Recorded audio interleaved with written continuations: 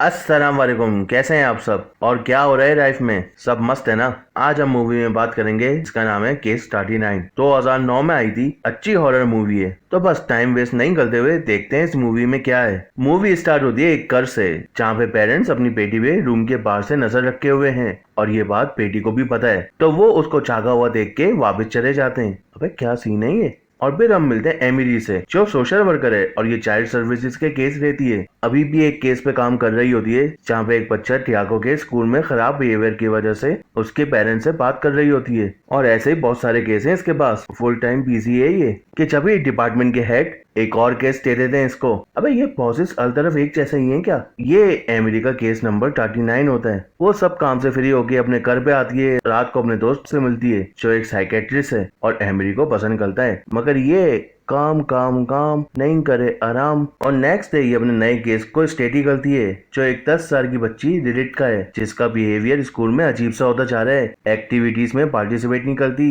Grades नीचे गिरते जा रहे हैं और अपने वालिदैन के साथ हमेशा डरी हुई रहती है। इसको कुछ गड़बड़ लगती है इसमें, तो वो लिलिथ के घर में उसके पेरेंट्स से मीटिंग करने चाहती है, जहाँ पे ये अम्मी तो काफी अजीब रख रही हैं और अप्पू तो उससे भी ज्यादा फुल साइको फैमिली है। और वो नोट कर दिए कि लिलिथ इनके पास बैठी हुई तो है, लेकिन फुल टाइम डर रही है। वो उसको मसला रखता है इस फैमिली में। वो अपने हेड को बताती है, मगर वो कोई एक्शन नहीं ले सकते क्योंकि उसके पेरेंट्स के खिलाफ कोई सबूत नहीं है कि वो अपनी बेटी पे जुल्म करते हैं। लेकिन फिर भी ये हेड को मना देती है उनको ऑफिस में बुलाने के लिए, और वो आते भी हैं, मीटिंग भी होती है, लेकिन सब कुछ नॉर्मल लगता है। लेकिन लिलिथ एमिली को अकेले में मिलती है और बताती है कि उसके पेरेंट्स उससे नफरत करते हैं, वो उसको मारने की प्लानिंग कर रहे हैं। ओए होए। तो एमिली उसको फौरन अपने हेड के पास लेके आती है, मगर यहाँ तो ये कुछ भी नहीं बोलती, तो मजबूरन लिलिथ को उसके पेरेंट्स के साथ जाना पड़ता है। और ये अपने दोस्त डिटेक्टिव माइक से भी मिलती है, इस केस के बारे में हेल्प मांगती है, मगर वो भी मना कर देता है क्योंकि कोई प्रूफ तो है नहीं, लेकिन अगर होगा तो ये जरूर हेल्प करेगा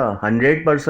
मगर ये यहाँ पे रुकने वाली थोड़ी है। एमिली इसके स्कूल चली जाती है, वहाँ पे उसको अपना नंबर देके आती है। बेटा कुछ भी मसला हो फौरन मुझे कॉल करना। अरे एमिली बाकी केस को भी देख लो, वो भी सॉल्व करने। रात को अपने दोस्त को कॉल करती है, मगर वो पिक नहीं करता, तो ये वॉइस नोट छोड़ती है कि जब भी तुम्हें ये मैसेज मिले कॉल मी बैक। और कुछ टाइम बाद इसको कॉल आती है और इसको लगता है अरे मेरे दोस्त का फोन होगा, मगर ये तो लिलिथ की कॉल होती है। ये लोग मुझे लेके जाने वाले हैं, मुझे मार देंगे। और ये कहते हुए वो सो जाती है और यहाँ ये परेशान हो जाती है, फौरन निकलती है उसके घर के लिए और माइक को भी कॉल कर देती है कि वहाँ पे आ जाओ। और वहाँ पे लिलिथ के पेरेंट्स उसको सोता हुआ देख के उसको किचन में लेके आ जाते हैं और ओवन में डाल के उसको चलाने रखते हैं। अबे पाकर सारिम लोगों क्या कर रहे हो? लेकिन एंड टाइम पे एमिली और माइक आ जाते हैं और उसकी जान बचाते हैं। कोर्ट में जज को इनके दिमाग में केमिकल रोचा रखता है, तो वो पेरेंट्स को जेल की जगह मेंटल असाइलम में भेज देते हैं और लिलिथ को फॉस्टर रूम में शिफ्ट कर देते हैं। लेकिन इसको तो एमिली के साथ रहना है और एमिली भी उसकी बातें सुन के सोच में पड़ जाती है और मीटिंग में कहती है जब तक इसको अच्छी फैमिली नहीं मिलती वो लिलिथ को अपने साथ रखना चाहती है उसकी स्पेशल केयर के लिए। और पैनर्स भी एग्री हो जाता है, ये लो मिल गई परमिशन। और वो उसको अपने घर पे लेके आती है, उसको रूम दिखाती है और बहुत अच्छे से केयर कर रही होती है। उसको नींद ना आने का इशू है तो उसको सॉल्व करने के लिए हर्बल टी भी देती है। वाह सच में अच्छी केयरिंग कर रही है। फिर ये लिलिथ के पेरेंट्स के घर पे जाती है कुछ सामान लेने के लिए, तो नोट कर दिए ये कल तो अजीब सा है, स्पेशली पेरेंट्स का रूम, जहाँ पे दरवाजे में बहुत सारे लॉक रखे हुए हैं और फर्श में निशान है जैसे कुछ चीजों को इधर से उधर किया हो, और बहुत सारे क्रॉसेस हैं और बाइबल्स हैं जैसे वो दोनों किसी चीज से अपने आप को बचा रहे हो। तो एमिली को ये कुछ अजीब सा लगता है। वहाँ इसका दोस्त तक बच्चों की थेरेपी क्लासेस ले रहा होता है और एमिली उससे ये बात शेयर करती है कि इसके पेरेंट्स किसी चीज से बहुत खौफ में थे। अब उसको लिलिथ पे भी शक हो रहा है कि इसका भी केमिकल रोचा है। और नेक्स्ट डे एमिली को पता चलता है जो स्टार्ट वाला केस था ना बच्चे टियागो का, उसने अपने वालिदैन को बहुत बेरहमी से मार दिया। तो इसको बहुत शौक रखता है और अफसोस भी होता है कि ऐसा क्यों किया इसने। और हम इन दोनों की बॉन्डिंग भी देखते हैं, जहाँ पे ये एमिली की पुरानी पिक्चर भी दिखाती है जो उसकी अम्मी के साथ है। तो वो बताती है जब मैं तुम्हारी जितनी थी ना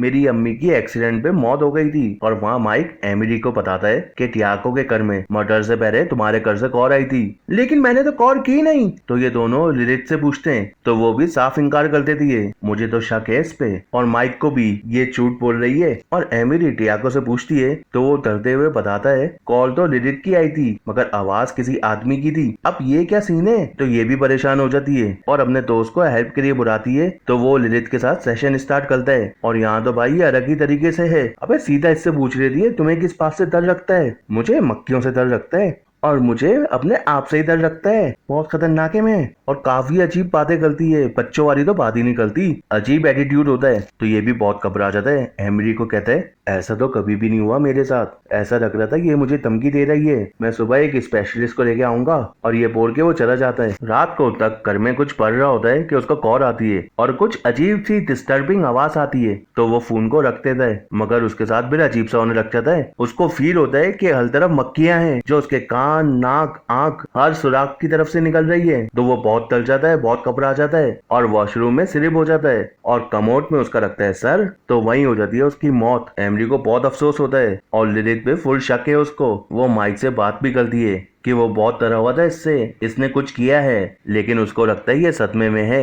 ये लिलिथ के मॉम के दिए हुए बयान को देखती है। ये हमारी बेटी नहीं है, ये शैतान है, हमारी पूरी फैमिली को खत्म कर दिया इसने। हम दोनों को इसलिए छोड़ा क्योंकि हमारे जरिए ये किसी और के पास जाना चाहती थी। अब ये क्या सीन है। तो एमरी फौरन मेंटल असाइलम जाती है जहाँ पे उसकी मॉम की तो हालत खराब है। तो वो अप्पू से मिलती है और इसको देख के अप्पू पूछते हैं कौन मर गया। अबे इनको कैसे पता चला। और वो भी यही कहते हैं हमारी बेटी नहीं, शैतान है ये खुद से किसी को भी नहीं मारती, मगर मोर ऐसा बनाती है कि लोग मर जाते हैं। फ्यूचर देख सकती है ये, और जो नहीं देख सकती फील कर सकती है ये तुम्हें नहीं छोड़ेगी जब तक तुम्हें खत्म नहीं करेगी, और फिर नेक्स्ट टारगेट के बाद चली जाएगी। अबे ये सुन के तो उसकी हवा खराब हो गई। ये घर पे आती है और अपने सारे फोन निकाल के फेंक देती है और फॉस्टर हाउस चली जाती है कि कोई फैमिली मिली जो लिलिथ को अडॉप्ट कर सकती है, मतलब अपनी जान चुराना चाहती है ये। और ऑफिस में भी ये टेरेबिक क्लासेस हो रही होती है जहाँ पे लिलिथ किसी बच्ची के कान में कुछ कहती है, तो ये फौरन उसको वहां से लेके आ जाती है। और एमरी का ये बिहेवियर ऑफिस में सब देखते हैं, सबको अजीब लगता है और वो लिलिथ को यहाँ पे आने को वापस मना करती है। तो इसकी अटकाई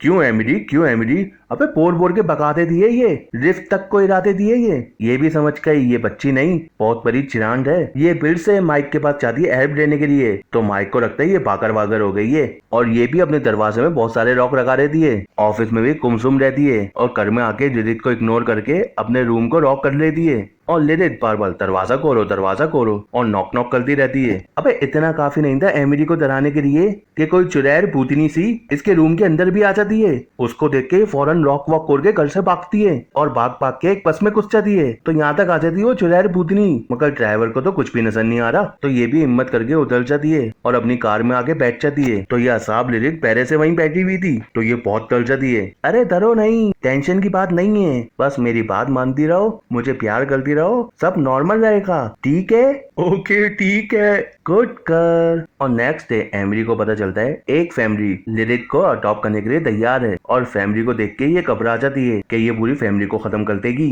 तो वो उसके डैड से मिलने जाती है। तो वो भी यही कहते हैं कि ये इस फैमिली के पास जाएगी, उसको खत्म करेगी और फिर नेक्स्ट फैमिली के पास चली जाएगी। उसको अगर रोकना है तो उसको मारना होगा। तो एमरी घबरा जाती है। देखो भाई कोई और ऑप्शन नहीं है, जब वो सो रही हो उसका काम तमाम करो। और ये घर पे आती है तो लिलिथ अपने पेरेंट्स की वीडियो देख रही होती है। उसको पता था ये उनसे मिलके आई है और वहाँ पे इसकी मॉम को ऐसा फील होता है कि वो चल रही हैं और इसी सब में वो मर भी जाती हैं। और इसके अप्पू के सामने एक आदमी बिल्कुल लिलिथ जैसी हरकतें कर रहा होता है। तो अंकल फुल हंगामा कर देते हैं और इस सब में उनकी खुद की जान चली जाती है। ये माइक से मिलती है तो वो एमरी को सुनाता है रिकॉर्डिंग जहाँ पे वॉइस चेंज हो रही है, कभी टीमिन आदमी की आवाज तो कभी लिलिथ की आवाज। अब तो उसको भी एमरी की बात पे यकीन हो गया और उसकी हेल्प करने के लिए तैयार हो जाता है। और वो स्टेशन से कन्वन लेके निकलता है तो एक कुत्ता इसके पीछे रख जाता है, इसकी कारी में भी आ जाता है और इस पे अटैक कर देता है। और इसी सब में उसकी कन चलती है और मारा जाता है। और एमरी को माइक की मौत का पता चलता है तो वो बहुत टूट जाती है और ये तो मजे से टीवी देख रही है। तो एमरी को गुस्सा आता है, टीवी देखते दिए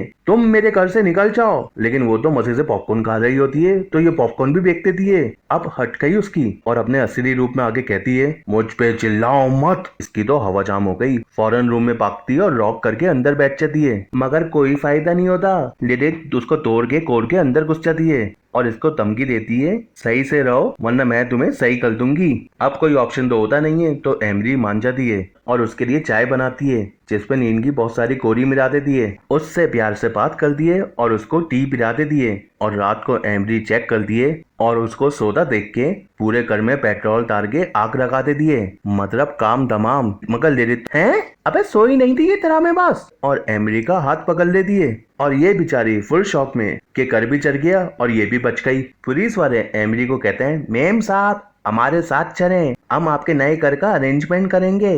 तो ये सब निकल जाते हैं, मगर ये रास्ता चेंज कर लेती है। तो लिलिथ भी भाई कम थोड़ी है, इसको मैनिपुलेट करने लग जाती है, इसको इसकी अम्मी के एक्सीडेंट के बारे में याद दिलाती है और उस एक्सीडेंट की यादें भी दिखाती है। तो एमरी बहुत डर जाती है, मगर कुछ देर बाद वो अपने डर पे काबू पा लेती है और पहली दफा हम लिलिथ को डरा हुआ देखते हैं और सच मानो सुकून मिली है ये देख के।